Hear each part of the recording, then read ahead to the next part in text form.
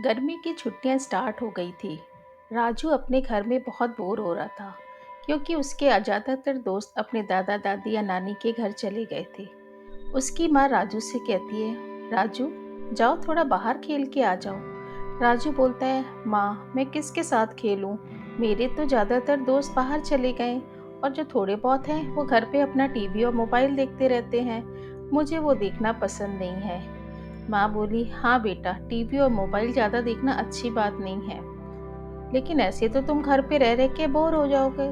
राजू बोला, हाँ माँ, मुझे ना स्कूल में खेलना कूदना बहुत पसंद आता है। ये गर्मी की छुट्टी में या तो दोस्त हो या तो बहुत सारे रिश्तेदार हों तो अच्छा लगता है। इस बार हम लोग भी दादा दादी के घर नहीं जा पाएंगे क्योंकि पापा को छुट्टी नहीं मिलेगी और दादा दादी को भी आने में अभी टाइम है, इसलिए मैं बहुत बोर हो जाता हूँ। माँ बोली, हाँ बेटा, इस बार तो तुम्हें बोरियत लगेगी ही। फिर माँ बोली, ऐसा करो, मैं थोड़ी मिठाई बनाई हूँ, तुम पास वाले गांव में जाकर अपनी मौसी को दे आओ, इससे तुम्हारा थोड़ा टाइम भी पास होगा। वो बोला, हाँ माँ, हाँ, मुझे जल्दी से दे दो। मैं मौसी के घर जाऊंगा और दिन भर वहां पे खेल के शाम को आ जाऊंगा। माँ ने कहा, ओ ठीक है बेटा, मैं तुम्हारे लिए मिठाई पैक कर देती हूँ। राजू अपनी मौसी के घर निकल गया। वो रास्ता थोड़ा जंगल से होकर जाता था। राजू चलता जा रहा था, तभी उसको किसी के रोने की आवाज आई। कोई चिल्ला रहा था, हेल्प हेल्प हेल्प। राजू तुरंत उस आवाज के पास गया। उसने देखा वहां एक बंदर घायल पड़ा हुआ है। शायद किसी जंगली जानवर ने उस पर हमला किया था। राजू तुरंत उसके पास पहुंचा और उसने उसको पानी पिलाया और इसकी चोट पर एक कपड़ा बांधा। बहुत देर बाद बंदर को थोड़ा आराम मिला और उसने बोला, थैंक यू दोस्त, तुमने आज मेरी बहुत मदद की, नहीं तो वो जंगली जानवर तो आज मुझे अपना शिकार बना ही लेते। राजू बोला, दोस्त भी बोलते हो और थैंक यू भी बोलते हो? बंदर हंसा। बंदर बोला, तुम यहाँ कहाँ, इतने घने जंगल में? राजू बोला, मैं अपनी मौसी के लिए मिठाई लेके जा रहा था, तभी मुझे तुम्हारी आवाज़ सुनाई दी। मैं आवाज के पीछे पीछे आया तो मुझे तुम मिले। बंदर बोला, अच्छा हुआ तुम आ गए, मैं तुम्हारा एहसान कभी नहीं भूलूंगा। राजू बोला, कोई बात नहीं दोस्त, तुम्हें कभी भी मेरी जरूरत पड़े तो बताना, मैं यहीं पास के गांव में रहता हूँ। बंदर बोला, हाँ हाँ दोस्त, जरूर बताऊंगा। वैसे भी तुम्हारे सिवा मेरा यहाँ है कौन?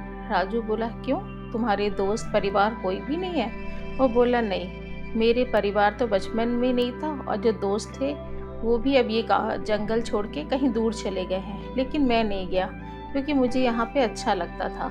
अब तो मुझे यहाँ पे भी नहीं अच्छा लगता, मैं बिल्कुल अकेला हूँ। जब भी मौका मिलेगा मैं तुमसे मिलने ज़रूर आऊँगा। राजू बोला, मौके की क्या बात है, ऐसा करो तुम मेरे गांव चलो, वहाँ बहुत पेड़ है, मेरे घर के आसपास भी बहुत पेड़ है, तुम वहाँ रहो और दिन में मेरे साथ खेलो कूदो मस्ती करो, मुझे भी एक दोस्त मिल जाएगा और तुम्हें भी एक दोस्त मिल जाएगा। बंदर ने कहा, अरे वाह, बंदर बोला, अरे वाह, ये तो बहुत अच्छी बात है, लेकिन तुम्हारे परिवार में किसी को कोई प्रॉब्लम तो नहीं होगी क्योंकि मैं तो एक बंदर हूँ।